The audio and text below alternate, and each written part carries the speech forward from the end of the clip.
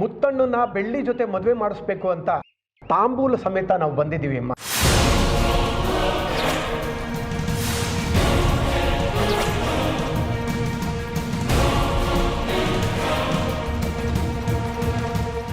ಬೆಳ್ಳಿನ ಸೊಸೆಯಾಗಿ ಒಪ್ಕೊಂಡು ಮನೆ ತುಂಬಿಸ್ಕೊಳ್ಬೇಕಮ್ಮ. ಯಾವುದೇ ಅಡ್ಡಿ ಇಲ್ಲ ಗೌಡ್ರೆ. ಎಲ್ಲರ ಆಸೆ ಅಂತೆ ಬೆಳ್ಳಿನ ಮುತ್ತು ಜೊತೆ ಕೊಟ್ಟು ಮದುವೆ ಮಾಡ್ಬೋದು. ಆದರೆ ಮಾಯನ್ನೇನು ಮಾಡು ಅಂತೀರಾ? ಇದರಲ್ಲಿ ಮಾಯಾ ವಿಚಾರ ಬರೋದೇ ಇಲ್ವಲ್ಲ. ನಿಮಗೆ ವಿಷಯ ಗೊತ್ತಿಲ್ಲ ಅಂತ ಕಾಣಿಸುತ್ತೆ. ಈಗಾಗಲೇ ಮುತ್ತುಗೂ ಮಾಯಾಗೂ ನಿಶ್ಚಿತಾರ್ಥ ಆಗಿದೆ. ಮುತ್ತುನ ಬೆಳ್ಳಿ ಜೊತೆ ಮದುವೆ ಮಾಡಿಸಿ ಮಾಯನ್ನ ಬಾವಿಗೆ ತಳ್ಳು ಅಂತ ಹೇಳ್ತಾ ಇದ್ದೀರಾ? ಅಯ್ಯೋ, ನಾವು ಹಾಗೆಲ್ಲ ಹೇಳ್ತೀವಿ. ಮಾಯಾಗೆ ಬೇರೆ ಗಂಡು ನೋಡಿ ಮದುವೆ ಮಾಡಬಹುದು.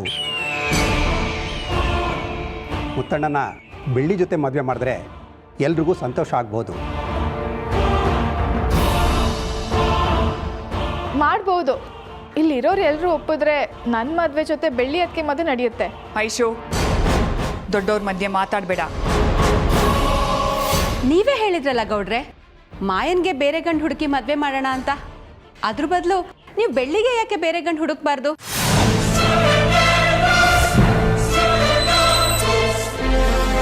ಅವಳು ಯಾರನ್ನ ಒಪ್ಕೋತಾಳೋ ಅವ್ರ ಜೊತೆ ಮದುವೆ ಮಾಡ್ಕೊಡಕ್ಕೆ ನಮ್ಮೆಲ್ರಿಗೂ ಒಪ್ಪಿಗೆ ಇದೆ. ಮುತ್ತಣ್ಣ ಮಾಯಾ ಇಬ್ರು ಒಬ್ರನ್ನೊಬ್ರು ಪ್ರೀತಿಸಿದ್ದಾರೆ.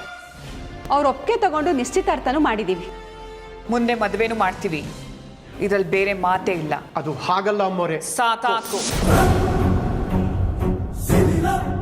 ನೋಡಿ ಗೌಡ್ರೆ, ಇದು ಊರ್ ಜಮೀನ್ದಾರರ ಮನೆ. ಇಲ್ಲಿ ಯಾರನ್ನ ಯಾರು ಕೊಟ್ಟು ಮದುವೆ ಮಾಡಬೇಕು ಅನ್ನೋದನ್ನ ನಾವು ನಿರ್ಧಾರ ಮಾಡ್ತೀವಿ. ನಿಮ್ಮಗಳನ್ನೆಲ್ಲ ಕೇಳೋ ಅವಶ್ಯಕತೆ ಇಲ್ಲ.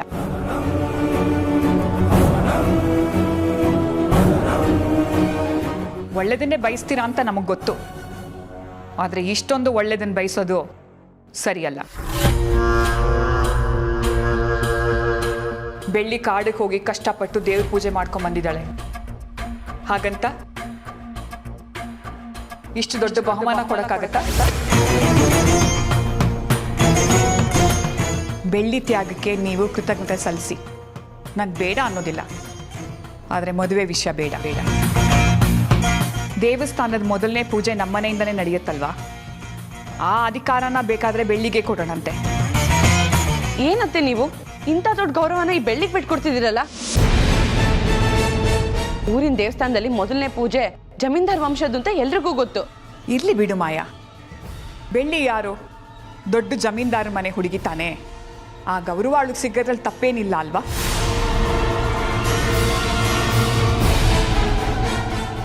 ಆದರೆ ನೀವು ಹೇಳ್ತಾ ಇದ್ದೀರಲ್ಲ ಬೆಳ್ಳಿ ಮುತ್ತು ಮದುವೆ, ಅದು ಮಾತ್ರ ಸಾಧ್ಯನೇ ಇಲ್ಲ. ಎಲ್ಲರೂ ಹೇಳ್ತಿದ್ದೀರಾ, ಆದರೆ ಮುತ್ತಣ್ಣ ಅವ್ರ ಮನಸ್ಸಲ್ಲಿ ಏನಿದೆ ಅಂತ ನಾವೆಲ್ಲ ತಿಳ್ಕೋಬೇಕು. ಮುತ್ತು, ಎಲ್ಲರೂ ಮುಂದೆ ಧೈರ್ಯವಾಗಿ ಹೇಳು, ನಿನಗೆ ಯಾರನ್ನು ಮದುವೆ ಆಗಕ್ಕೆ ಇಷ್ಟ ಅಂತ. ಒಂದು ವೇಳೆ ಬೆಳ್ಳಿನೇ ಮದುವೆ ಆಗಬೇಕು ಅಂತ ಇದ್ರೆ ನನಗೆ ಯಾವ ಅಭ್ಯಂತರನೂ ಇಲ್ಲ.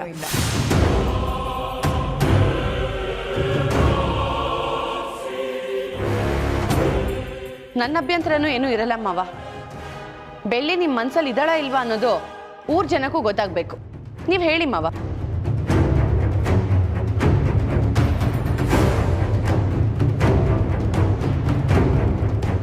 ಅಮ್ಮ ತಾಯಿ ಚಾಮುಂಡಿ, ಹೇಗಾದರೂ ಮಾಡಿ ಮುತ್ತು ಮಾವನ ಮನಸ್ಸಲ್ಲಿ ಜಾಗ ಸಿಗೋ ಹಾಗೆ ಮಾಡು. ಅವ್ರ ಹೆಂಡತಿ ಆಗೋ ಹಾಗೆ ವರ ಕೊಡು ನನ್ನಮ್ಮ.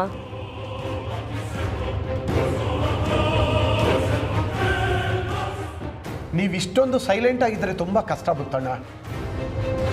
ಮಾಯನ್ ಜೊತೆ ನಿಮ್ಮ ನಿಶ್ಚಿತಾರ್ಥ ಆಗಿದೆ ಅಂತ ಹೇಳ್ತಾ ಇದ್ದಾರೆ. ಆದರೆ ಅದು ನಿಮ್ಮ ಜೀವನಕ್ಕೆ, ಈ ಊರಿಗೆ, ಈ ಮನೆತನಕ್ಕೆ ಒಳ್ಳೇದಾಗೋ ರೀತಿಲಿ ಇಲ್ಲ ಮುತ್ತಣ್ಣ. ಎಲ್ಲ ವಿಷಯದಲ್ಲೂ ನಿಮಗೆ ಸರಿಯಾದ ಜೋಡಿ ಅಂದರೆ ಬೆಳ್ಳಿ ಒಬ್ಳೆ ಮುತ್ತಣ್ಣ. ಈ ಊರಿನ ಜನಕ್ಕೆ, ಈ ಮನೆತನಕ್ಕೆ ಗೌರವ ತಂದುಕೊಡ್ಬೇಕು ಅನ್ನೋದು ಬೆಳ್ಳಿಗೆ ಗೊತ್ತು. ಮಾಯನ ನಿಮ್ಮ ಜೋಡಿಯಾಗಿ ಒಪ್ಕೊಳ್ಳೋದಕ್ಕೆ ಈ ಊರಿನ ಜನ ಹಿಂದೇಟ್ ಹಾಕ್ತಾ ಇದ್ದಾರೆ. ಬೆಳ್ಳಿನೇ ಈ ಮನೆಗೆ ಸೊಸೆಯಾಗಿ ಬರಬೇಕು ಅಂತ ನಮ್ಮೆಲ್ಲರ ಆಸೆ. ಹೌದೌದು, ಬೆಳ್ಳಿನೇ ಈ ಮನೆಗೆ ಸೊಸೆಯಾಗಬೇಕು. ಸಾಕು ನಿಲ್ಸಿ.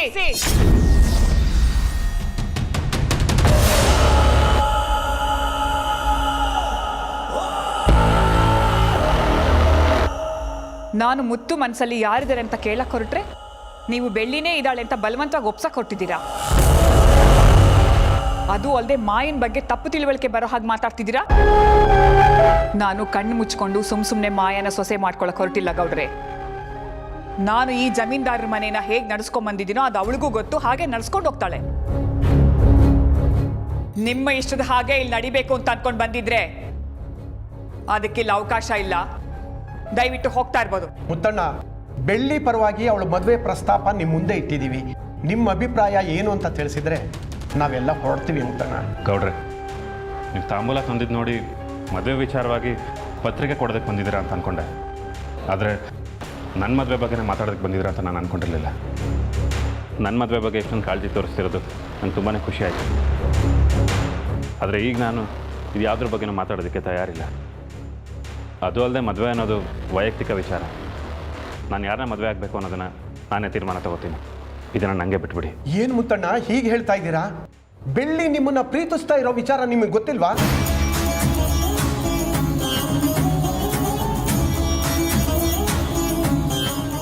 ಅನಾವಶ್ಯಕವಾಗಿ ನೀವು ತಪ್ಪು ಮಾಡ್ತಿದ್ದೀರಾ ಅನ್ನಿಸ್ತಿದೆ. ಬೆಳ್ಳಿಗಿಂತ ಒಳ್ಳೆ ಹುಡುಗಿ ನಿಮಗೆ ಸಿಗಲ್ಲ ಮುತ್ತಣ್ಣ. ಅಂದ್ರೆ ನಮ್ಮ ಮಾಯಾ ಕೆಟ್ಟೋಳು ಅಂತ ಹೇಳ್ತಿದ್ದೀರಾ? ಮಾಯ ಕೆಟ್ಟೋಳು ಅಂತ ಹೇಳ್ತಾ ಇಲ್ಲ, ಆದ್ರೆ ಮುತ್ತಣ್ಣಂಗೆ ಸರಿಯಾದ ಜೋಡಿ ಅಲ್ಲ ಅಂತ ಹೇಳ್ತಾ ಇದ್ದೀವಿ. ನಿಮ್ ಮಾತಿನ ಮೇಲೆ ನಿಗಾ ಇರ್ಲಿ. ನನ್ ಬಗ್ಗೆ ಕಮೆಂಟ್ ಮಾಡಕ್ಕೆ ನೀವ್ ಯಾರ್ರಿ? ನನ್ ಬಂಧುನ ಬೆಳಗನ ಸುಮ್ನೆ ಅನ್ನೆಸೆಸರಿಯಾಗಿ ಬಂದು ಗಲಾಟೆ ಮಾಡ್ತಿದ್ದೀರಾ ಇಲ್ಲಿ? ಬೆಳ್ಳಿಗೂ ಮಾಯನ್ಗೂ ಇರೋ ವ್ಯತ್ಯಾಸ ಇದೆ ನೋಡಿ. ಬೆಳ್ಳಿ ಏನೇ ಅಂದ್ರೂ ಸುಮ್ಮನಿರ್ತಾಳೆ, ಆದ್ರೆ ಈ ಮಾಯ ಸ್ವಲ್ಪನೂ ಗೌರವ ಕೊಡದೆ ಹೇಗೆ ನಡ್ಕೋತಾ ಇದ್ದಾಳೆ ನೋಡಿ. ಅದಕ್ಕೆ ಮುತ್ತಣ್ಣ ಹೇಳಿದ್ದು, ಬೆಳ್ಳಿ ಅಂತ ಹುಡುಗಿ ನಿಮ್ಗೆ ಎಲ್ಲಿ ಹುಡುಕಿದ್ರು ಸಿಗೋದಿಲ್ಲ. ಇನ್ನೊಂದ್ಸಾರಿ ಯೋಚನೆ ಮಾಡಿ ಮುತ್ತಣ್ಣ. ಅತ್ತೆ, ನನಗೆ ಕೋಪ ಬಂದ್ರೆ ನಾನು ಏನ್ ಮಾಡ್ತೀನಿ ಅಂತ ನನಗೆ ಗೊತ್ತಿಲ್ಲ. ಮರ್ಯಾದೆಯಿಂದ ಆಚೆ ಹೋಗಕ್ಕೆ ಹೇಳಿ. ಎಲ್ಲರೂ ಸ್ವಲ್ಪ ಸುಮ್ಮನೆ ಇರ್ತೀರಾ?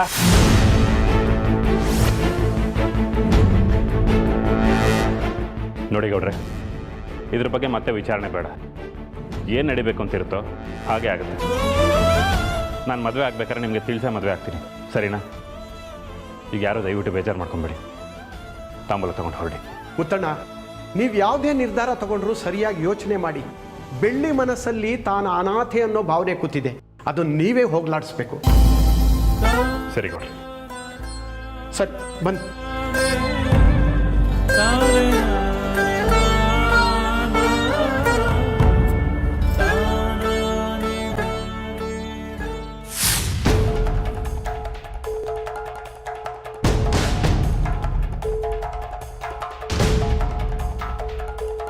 ಮಾಯಾ, ಎಲ್ಲಿಗೆ ಹೊರಟೆ? ನನಗೆ ಈ ಮನೇಲಿ ಇರಕ್ಕೆ ಇಷ್ಟ ಇಲ್ಲ ಅತ್ತೆ. ನನ್ನ ಪಾಡಿ ನನಗೆ ಹೊರಡಕ್ ಬಿಡಿ. ಏನಾಗಿದೆ ಮಾಯಾ ನಿನ್ಗೆ? ಆತರದಲ್ಲಿ ಮೂಗು ಕುಯ್ಕೊಂಡ್ರೆ ವಾಪಸ್ ಬರಲ್ಲ. ದುಡುಕ್ಬೇಡ. ಇಲ್ಲ ಅದ್ಗೆ, ಎಲ್ಲಿ ಮರ್ಯಾದೆ ಗೌರವ ಇರಲ್ವೋ ಅಲ್ಲಿ ಉಸಿರಾಡೋದು ತಪ್ಪು ಅಂತ ಅಪ್ಪ ಹೇಳ್ತಿದ್ರು. ಈ ಮನೇಲಿ ನನಗೆ ಎಷ್ಟು ಗೌರವ ಇದೆ ಅಂತ ನನಗೆ ಇವತ್ತು ಗೊತ್ತಾಯ್ತು.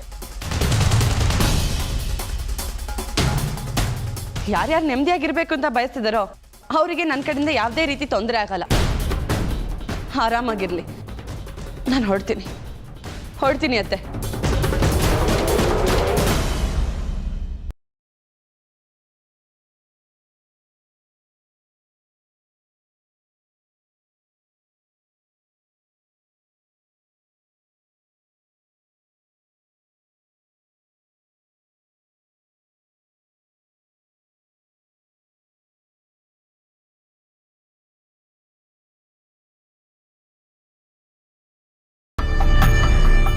ನಾನು ಯಾರು ಅಂತ ನಿಮಗೆ ಗೊತ್ತಾ? ನನ್ನ ಮುಂಚೆ ಎಲ್ಲಾದ್ರೂ ನೋಡಿದ್ದೀರಾ? ಮೋಸ್ಟ್ಲಿ ಬೇರೆ ಯಾರು ಅಂತ ಕನ್ಫ್ಯೂಸ್ ಮಾಡ್ಕೊಂಡು ನನ್ನ ಕೈ ಹಿಡ್ಕೊಂಡಿದ್ದೀರಾ ಅನ್ಸುತ್ತೆ. ಬಿಡಿ ನನ್ನ ಕೈನ. ಮಾಯಾ, ಎಲ್ಲ ವಿಚಾರದಲ್ಲೂ ಕೋಪ ಒಳ್ಳೇದಲ್ಲ. ಎಲ್ಲದಕ್ಕೂ ಕೋಪ ಮಾಡ್ಕೊಳ್ಳೋದು ಒಳ್ಳೇದಲ್ಲ. ಸರಿ, ಯಾರಾದರೂ ಮನೆಗೆ ಬಂದು ಅವಮಾನ ಮಾಡಿದಾಗೂ ನಾನು ಕೋಪ ಮಾಡ್ಕೊಳ್ಳೋದು ಒಳ್ಳೇದಲ್ಲ. ಮದುವೆ ಆಗೋಕ್ಕೋಸ್ಕರ ಹೊರಟಿದ್ದಾಗ ನೀನು ಸರಿಯಾದ ಜೋಡಿ ಅಲ್ಲ, ನೀನು ಜಾಗನ ಬೇರೆಯವ್ರಿಗೆ ಬಿಟ್ಕೊಡು ಅಂತ ಹೇಳ್ದಾಗ್ಲೂ ನಾನು ಕೋಪ ಮಾಡ್ಕೋಬಾರ್ದಲ್ವಾ ಮಾವ?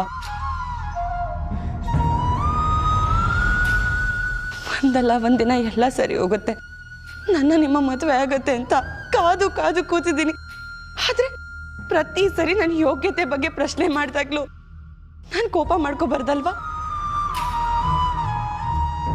ಪ್ರತಿ ಸರಿ ಮಾಯಾ ಸರಿ ಇಲ್ಲ, ಅವಳಿಗೆ ಸೊಸೆ ಪಟ್ಟಕ್ಕೆ ಸೂಟ್ ಆಗಲ್ಲ, ಅವಳನ್ನು ಬದಲಾಯಿಸಿ ಅಂತ ಹೇಳಿದಾಗ ನಾನು ಸೈಲೆಂಟ್ ಆಗಿದ್ದೀನಲ್ಲ, ನನಗೆ ಕೋಪ ಮಾಡ್ಕೊಳಕ್ಕೆ ಅರ್ಹತೆನೇ ಇಲ್ಲ ಅಲ್ವಾ ಮಾವ?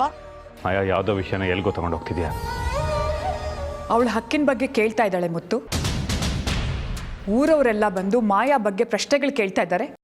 ಬೆಳ್ಳಿನೇ ಮದುವೆ ಆಗುವಂತ ಇದ್ದಾರೆ. ಮಾತಿಗೆ ಮಾತು ಬೆಳೆದು ಅದು ಇನ್ನೊಂದು ಅರ್ಥ ಕೊಡಬಾರ್ದು ಅನ್ನೋ ಕಾರಣಕ್ಕೆ ನಾನು ಸುಮ್ಮನೆ ಇದ್ದೆ ಹೊರತು ಯಾರಿಗೂ ಬೇಜಾರು ಮಾಡೋ ಉದ್ದೇಶ ನಂಗಿರಲಿಲ್ಲ ಚಿಕ್ಕಮ್ಮ. ಆಗಿರೋ ಎಂಗೇಜ್ಮೆಂಟ್ನ ಮುರಿದು ನಿಮ್ಮ ಬೆಳ್ಳಿ ಮದುವೆ ಮಾಡಬೇಕಂತೆ. ನನಗೆ ಒಂದು ವಿಷಯ ನೇರವಾಗಿ ಹೇಳ್ಬಿಡಿ ಮಾವ, ನಾನು ಈ ಮನೇಲಿ ಇರೋದು ನಿಮಗೆ ಇಷ್ಟ ಇದೆಯಾ ಇಲ್ವಾ? ಮಾಯಾ ಏನು ಮಾತಾಡ್ತಿದ್ಯಾ ನೀನು? ಅವತ್ತು ರಾಮಣ್ಣ ಬಂದು ಬೆಳ್ಳಿ ಬಗ್ಗೆ ತಪ್ಪಾಗಿ ಮಾತಾಡಿದ್ಕೆ ದೊಡ್ಡ ಗಲಾಟೆ ಮಾಡಿದ್ರಿ. ರಾಮಣ್ಣನೇ ಮನೆಗೆ ಬಂದು ಅವಳ ಕ್ಷಮೆ ಕೇಳೋ ತರ ಮಾಡಿದ್ರಿ. ಆದ್ರೆ ಇವತ್ತು ಊರ್ನವ್ರು ಬಂದು ನನ್ನ ಬಗ್ಗೆ ಎಷ್ಟು ತಪ್ಪಾಗಿ ಮಾತಾಡ್ತಿದ್ದಾರೆ. ನಾನು ನಿಮಗೆ ಸರಿಯಾದ ಜೋಡಿನೇ ಅಲ್ಲ ಅಂತ ಹೇಳ್ತಿದ್ದಾರೆ. ಆದ್ರೂ ನೀವು ಕೋಪ ಮಾಡ್ಕೊಳ್ದೆ, ಅದು ತಪ್ಪು ಅಂತಾನು ಹೇಳ್ದೆ ಸೈಲೆಂಟಾಗಿ ನಿಂತ್ರಿ ಮಾವ. ನಿಮ್ಮ ನಡವಳಿಕೆಯಿಂದಾನೆ ಎಲ್ಲರೂ ಮಾಯಾ ಬೇಡ, ನೀವು ಬೆಳ್ಳಿನೇ ಮದುವೆ ಆಗಿ ಅಂತ ಹೇಳ್ತಿರೋದು. ನನಗೆ ಪದೇ ಪದೇ ಚುಚ್ಚಿ ಚುಚ್ಚಿ ಸಾಯಿಸ್ತಿರೋದು ನೀವು ನನ್ನ ಪ್ರೀತಿ ಮಾಡ್ತಿಲ್ಲ ಅಂತ ಅಲ್ಲ, ನನ್ನ ಕಡೆ ನಿರ್ಲಕ್ಷ್ಯ ತೋರಿಸ್ತಿರೋದು, ನನ್ನನ್ನು ಕೀಳಾಗಿ ನೋಡ್ತಿರೋದ್ರಿಂದ. ಎಷ್ಟೇ ದಿನ ಆಗ್ಲಿ ಮಾಯಾ ಕಾಯ್ತಾಳೆ, ಆಮೇಲೆ ಏನೋ ಒಂದು ಕಾರಣ ಹೇಳಿ ಸಮಾಧಾನ ಮಾಡ್ಬೋದು ಅಂತ ಅನ್ಕೊಂಡಿದ್ದೀರ ಮಾವ. ನಿಮಗೆ ಹೆಂಡತಿ ಅನ್ನೋ ಪಟ್ಟಕ್ಕೆ ಆಪ್ಷನ್ಸ್ ಇರ್ಬೋದು ಮಾವ, ಆದ್ರೆ ನನಗೆ ಆ ರೀತಿ ಆಪ್ಷನ್ಸ್ ಇಲ್ಲ. ನಾನು ನಿಮ್ಮನ್ನೇ ನನ್ನ ಗಂಡ ಅಂತ ಸ್ವೀಕಾರ ಮಾಡ್ಕೊಂಡಿದ್ದೀನಿ ಮಾವ. ನನಗೆ ಬೇರೆ ಆಪ್ಷನ್ಸ್ ಇಲ್ಲ. ಆದ್ರೆ ನನಗೆ ಇರೋದು ಈಗ ಎರಡೇ ದಾರಿ. ಒಂದು ನಿಮ್ಮನ್ನ ಮದುವೆ ಆಗಿ ಖುಷಿಯಾಗಿರ್ಬೇಕು, ಇಲ್ಲ ನನ್ನ ಜೀವನ ಇಲ್ಲೇ ಕೊನೆ ಆಯ್ತು ಅಂತ ಎಲ್ರಿಂದ ಕಣ್ಮರೆಯಾಗಿ ಹೋಗ್ಬೇಕು. ಇಷ್ಟೇ ಮಾವ ಉಳ್ದಿರೋದು, ನನಗಿಷ್ಟೇ ಉಳ್ದಿರೋದು. ನೀವು ಯಾವ ದಾರಿ ಸೆಲೆಕ್ಟ್ ಮಾಡ್ಕೊಂತೀರ ನಾ ಅದನ್ನೇ ಸೆಲೆಕ್ಟ್ ಮಾಡ್ಕೋತೀನಿ. ಬದುಕು ಅಂತೀರಾ, ಸಾಯಿ ಅಂತೀರಾ, ಇರು ಅಂತೀರಾ, ಹೋಗು ಅಂತೀರಾ, ಆಯ್ಕೆ ನಿಮ್ದು ಮಾವ. ಮಾಯಾ, ನನ್ನ ಜೊತೆ ಇರು, ನಾನು ನಿನ್ನ ನೋಡ್ಕೋತೀನಿ. ನಿನಗೆ ಯಾವುದೇ ರೀತಿ ನೋವಾಗದೇ ಇರೋ ಹಾಗೆ ನೆಮ್ಮದಿಯಾಗಿ ಬದುಕೋಣ. ನನ್ನ ಕೈ ಹಿಡಿ ಅಂತ ಹೇಳಿದ್ರೆ ನಿಮ್ಮ ಹೆಂಡತಿಯಾಗಿ ಜೀವನ ಪೂರ್ತಿ ಬದುಕ್ತೀನಿ ಮಾವ. ನೀನು ನನಗೆ ಸೆಟ್ ಆಗಲ್ಲ. ಏನೇ ನಿಶ್ಚಿತಾರ್ಥ ಆಗಿದ್ರು ಅದೊಂದು ಕೆಟ್ಟ ಕನಸು ಅಂತ ಮರ್ತು ಬಿಡು. ನಾನು ಬೆಳ್ಳಿನೇ ಮದುವೆ ಆಗೋದು ಅಂತ ಹೇಳಿದ್ರೆ ನನ್ನ ಜೀವನ ಇಷ್ಟೇ ಅಂತ ಅನ್ಕೊಂಡು ನಾನು ಹೊರಡ್ತೀನಿ ಮಾವ.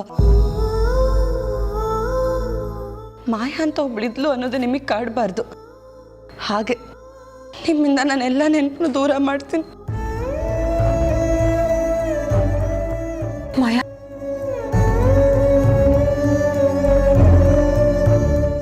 ಅಣ್ಣ, ಈಗ್ಲಾರು ನಿನಗೆ ಗೊತ್ತಾಯ್ತಾ ಮಾಯಾ ನಿನ್ನನ್ನು ಎಷ್ಟೊಂದು ಪ್ರೀತಿಸ್ತಾಳೆ ಅಂತ? ಅವಳಿಗೆ ಬೇರೆ ಯಾರೂ ಇಲ್ಲ ಅಣ್ಣ. ಪ್ರತಿ ಕ್ಷಣ ನಿನ್ ಗುಂಗಲ್ಲೇ ಇರ್ತಾಳೆ. ಮುತ್ತು ಮಾವ ಅಂತ ಕರೀದೆ ಅವಳ ದಿನಾನೇ ಶುರು ಆಗಲ್ಲ. ಯಾರ ಮಾತ್ಗೂ ನೀವು ಮರಳಾಗ್ಬೇಡಿ ಮುತ್ತಣ್ಣ. ಬೆಳ್ಳಿ ಅತ್ತಿಗೆಗೂ ನೀವೇ ಪ್ರಪಂಚ.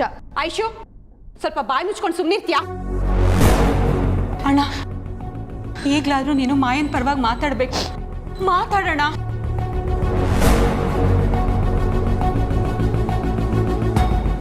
ನಾನು ಮಾತಾಡದೇ ಇರೋದು ನಿಮ್ಗೆ ಇಷ್ಟೊಂದು ತಪ್ಪಾಗಿ ಕಾಣಿಸ್ತಾ ಅಂತ ನಾನು ಅಂದ್ಕೊಂಡಿರಲಿಲ್ಲ.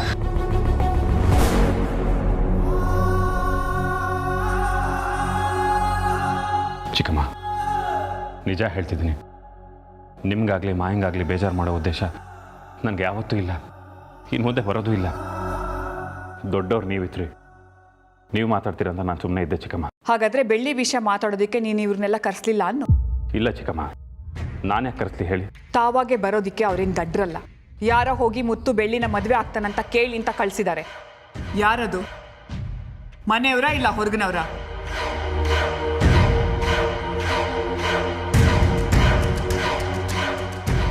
ಬೆಳ್ಳಿ, ಎಲ್ಲ ಅನುಮಾನಗಳು ನಿನ್ನ ಕಡೆನೇ ಬೆರಳು ಮಾಡಿ ತೋರಿಸಿವೆ.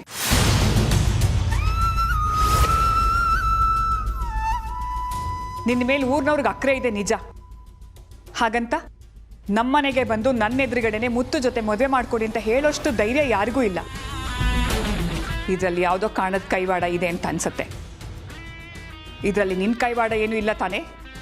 ಇಲ್ಲ ಅತ್ತೆ, ನಾನು ಯಾವತ್ತೂ ಊರಿನವ್ರ ಹತ್ರ ಹೋಗಿ ನನ್ನ ಮುದ್ದು ಮಗನ ಮದುವೆ ಮಾಡಿಸಿ ಅಂತ ಕೇಳ್ಕೊಂಡಿಲ್ಲ. ಎಲ್ಲೋ ಅವ್ರಾಗೆ ಬಂದಿರ್ಬೇಕಷ್ಟೇ. ಊರಿನವ್ರಿಗೆ ನಿನ್ನ ಮೇಲೆ ಅಷ್ಟೊಂದು ಅಕ್ರೆ ಇದ್ರೆ ಯಾವುದಾದ್ರೂ ಗಂಡು ನೋಡಿ ನಿನಗೆ ಮದುವೆ ಮಾಡ್ಬೇಕಲ್ವಾ? ನಿಶ್ಚಿತಾರ್ಥ ಆಗಿರೋದು ಮುರಿದು ನಿನ್ನ ಜೊತೆ ಮದುವೆ ಮಾಡು ಅಂತ ಯಾಕೆ ಹೇಳ್ತಾರೆ? ಅದೆಲ್ಲ ಗೊತ್ತಿಲ್ಲ ಚಿಕ್ಕಮ್ಮ, ಆದರೆ ಇದರಲ್ಲಿ ಬೆಳ್ಳಿದೇನು ತಪ್ಪಿಲ್ಲ ಅಂತ ನಾನು ಹೇಳಬಲ್ಲೆ. ಇಷ್ಟೆಲ್ಲ ನಡೀತಿರೋದೆ ಈ ಬೆಳ್ಳಿ ಮನೇಲಿ ಇರೋದ್ರಿಂದ. ಆದಷ್ಟು ಬೇಗ ಅವಳನ್ನ ಈ ಮನೆಯಿಂದ ಯಾವುದೇ ಕಾರಣಕ್ಕೂ ಬೆಳ್ಳಿನ ಈ ಮನೆಯಿಂದ ಕಳಿಸಲ್ಲ. ನನ್ನ ಮದುವೆ ಆಗಲಿ ಆಗದೆ ಇರಲಿ, ಬೆಳ್ಳಿ ಮನೆ ಇರ್ತಾರೆ.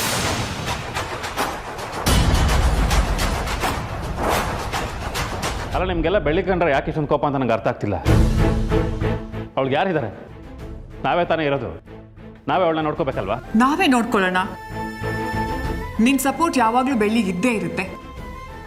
ಅವಳು ಪಾಪದವಳು, ಮುಗ್ದೆ, ಅದನ್ನ ಒಪ್ಕೊಳ್ಳೋಣ. ಹಾಗಂತ ನಿನಗೋಸ್ಕರ ಮಾಯ ಕಾಯ್ತಾ ಇದ್ದಾಳಲ್ಲ, ಅವಳಿಗೇನು ಉತ್ತರ ಕೊಡೋಣ?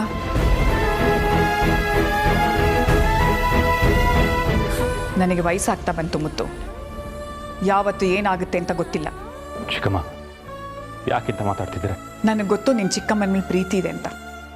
ಹಾಗಂತ ನನಗೆ ಸಾವು ಬರದೇ ಇರುತ್ತಾ ಹೇಳು? ನಾನು ಸಾಯೋದಕ್ಕೂ ಮುಂಚೆ ಮಾಯನ್ಗೆ ಮದುವೆ ಮಾಡಬೇಕು, ನಿನ್ನ ಜೀವನನ ಸರಿ ಮಾಡಬೇಕು, ಬೆಳ್ಳಿಗೆ ಒಂದು ಜೀವನ ರೂಪಿಸ್ಬೇಕು. ಆದರೆ ನೀನು ಬೆಳ್ಳಿನ ನೋಡ್ಕೊಳ್ಳೋ ಬರದಲ್ಲಿ ಮಾಯನ್ನೇ ಮರ್ತು ಹೋಗ್ತಿದ್ಯಲ್ಲಪ್ಪ. ಇಷ್ಟು ದಿನ ಮಾಯ ಈ ಮನೇಲೇ ಇದ್ದು ಇಷ್ಟೊಂದು ಅವಮಾನಕ್ಕೊಳಪಡಬೇಕಾಗಿತ್ತ? ಅವಳು ಓದ್ಕೊಂಡಿರೋ ಹುಡುಗಿ, ಮನಸ್ಸು ಮಾಡಿದ್ರೆ ಬೇರೆ ಯಾರನ್ನಾದ್ರೂ ಮದುವೆ ಮಾಡ್ಕೊಂಡು ಜೀವನ ಸಾಗಿಸ್ಬೋದಲ್ವಾ? ಹಾಗವಳು ಬೇರೆಯವ್ರನ್ನೇ ಮದುವೆ ಆಗಬೇಕು ಅನ್ನೋದಿದ್ರೆ ಇಲ್ಲಿದ್ದುಕೊಂಡು ಇಷ್ಟೊಂದು ಕಷ್ಟಪಡೋ ಅವಶ್ಯಕತೆ ಇತ್ತಾ ಹೇಳು? ಯಾಕೆಂದ್ರೆ ಮಾಯಾಗೆ ನೀನು ಬೇಕು, ನಿನ್ನ ಜೊತೆ ಬದುಕಬೇಕು ಅನ್ನೋ ಆಸೆ ಇದೆ. ಅದನ್ನು ನೀನೇ ಅರ್ಥ ಮಾಡ್ಕೋಬೇಕು ಮುತ್ತು. ಸರಿ, ನಾವೆಲ್ಲ ನಿನಗೆ ಬಲವಂತ ಮಾಡ್ತಿದ್ದೀವಿ ಅಂತ ಅನ್ನಿಸ್ತಿದೆ. ಹೋಗ್ಲಿ ಬಿಡು. ನಿನ್ನ ಮನಸ್ಸಲ್ಲಿ ಯಾರಿದ್ದಾರೆ ಅಂತನಾದರೂ ಹೇಳು. ಬೆಳ್ಳಿನ ಮದುವೆ ಮಾಡ್ಕೋತೀಯಾ?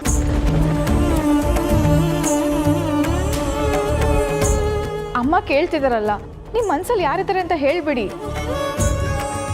ಈ ಮನೇಲಿ ಯಾರ್ಯಾರಿಗೆ ಏನೇನು ಬೇಕು ಅಂತ ನೀವು ಮುಂಚೆನೇ ತಯಾರು ಮಾಡಿರ್ತೀರಾ. ಆದರೆ ನಿಮ್ಮ ವಿಷಯ ಬಂದಾಗ ಯಾಕೆ ಇಷ್ಟೊಂದು ಯೋಚನೆ ಮಾಡ್ತಿದ್ದೀರಾ?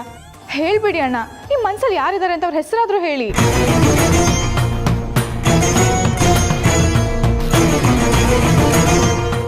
ಮತ್ತೆ ಆ ಅವಕಾಶ ಸಿಕ್ಕಿದ್ರೆ ನಾನು ಹೇಳ್ಬಿಡ್ತೀನಿ ಅಂತ ನೀವು ಅನ್ಕೊಂಡಿರ್ಬೋದು. ಆದರೆ ಮತ್ತೆ ಆ ಕಾಲ ಬರಲ್ಲ ಅಣ್ಣ. ಬರೀ ಮುತ್ತಣ್ಣನ ಕೇಳಿದ್ರೆ ಹೇಗಮ್ಮ? ಬೆಳ್ಳಿ ಮನ್ಸಲ್ಲಿ ಏನಿದೆ? ಏನು ಬೆಳ್ಳಿ, ನೀನು ಮುತ್ತಣ್ಣನ ಮದುವೆ ಆಗ್ತೀಯಾ?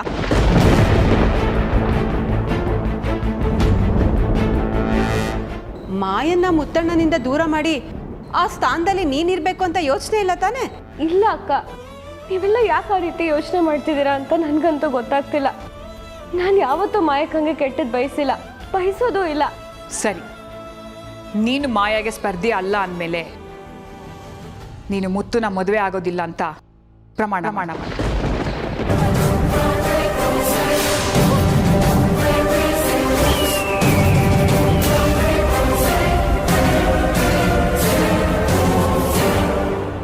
ಹೋಗು ಬೆಳ್ಳಿ, ಧೈರ್ಯವಾಗಿ ಹೋಗಿ ಪ್ರಮಾಣ ಮಾಡು. ಹೋಗು. ಅದಕ್ಕೆ ಇಷ್ಟ ಇಲ್ಲ ಮೇಲೆ ಯಾಕೆ ಬಲವಂತ ಮಾಡ್ತಾ ಇದ್ದೀರಾ? ಹಾಗೆ ಮಾಡಿ ಏನೂ ಪ್ರಯೋಜನ ಇಲ್ಲ. ಅವ್ರಿಗೆ ಹೇಗೆ ಬೇಕೋ ಹಾಗೆ ಅವ್ರು ಇರಲಿ ಬಿಡಿ. ತಪ್ಪು ಮಾಡಲ್ಲ ಅಂತ ಗೊತ್ತಿದ ಮೇಲೆ ಇಷ್ಟೊಂದು ಭಯ ಯಾಕೆ? ಭಯ ಇದೆ ಅಂದಮೇಲೆ ಅಲ್ಲಿ ಏನೋ ಬದಲಾವಣೆ ಆಗುತ್ತೆ ಅಂತ ತಾನೇ ಅರ್ಥ. ಯಾಕೆ ಸುಮ್ಮನಾದೆ ಬೆಳ್ಳಿ? ಪ್ರಮಾಣ ಮಾಡು. ಬೆಳ್ಳಿ ಪ್ರಮಾಣ ಮಾಡೋದು ಬೇಡ ಚಿಕ್ಕಮ್ಮ, ಅವಳ ಬಿಟ್ಬಿಡಿ.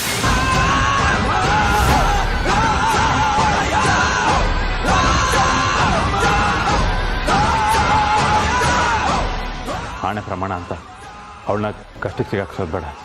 ಅವಳು ಹೇಗಿಷ್ಟನೋ ಹಾಗಿರ್ಲಿ ಬಿಡಿ. ಸರಿ, ಹಾಗಾದ್ರೆ ಪ್ರಮಾಣ ಮಾಡೋದು ಬೇಡ.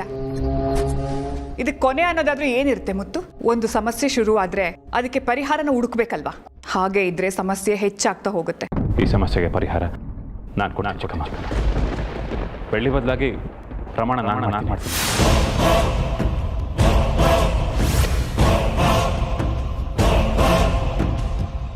ನಾನು ಮಾಯನ ಮದುವೆ ಆಗದೆ ಅವಳಿಗೆ ನಾನು ಮೋಸ ಮಾಡ್ತೀನಿ ಅಂತ ಎಲ್ರಿಗೂ ಅನಿಸಿದೆ.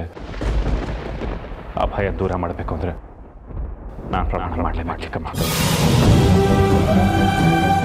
ಮುತ್ತಣ್ಣ, ಅಮ್ಮ ಏನೋ ಹೇಳ್ತಾರೆ ಅಂತ ನೀವು ಪ್ರಮಾಣ ಮಾಡಬೇಡಿ. ಸ್ವಲ್ಪ ಯೋಚನೆ ಮಾಡಿ.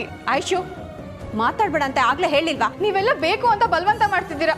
ಮುತ್ತಣ್ಣ, ನನ್ನ ಮಾತು ಕೇಳಿ. ಈ ಪ್ರಮಾಣ ಎಲ್ಲ ಮಾಡಬೇಡಿ ನೀವು.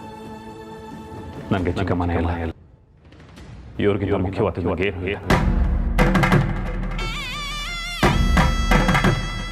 ಚಿಕ್ಕಮ್ಮ, ನಿಮಗೆ ಬೇಜಾರು ಮಾಡೋದು ನನಗೆ ಇಷ್ಟ ಇಲ್ಲ. ನೀವು ಯಾವಾಗ ಸಂತೋಷವಾಗಿರ್ಬೇಕು.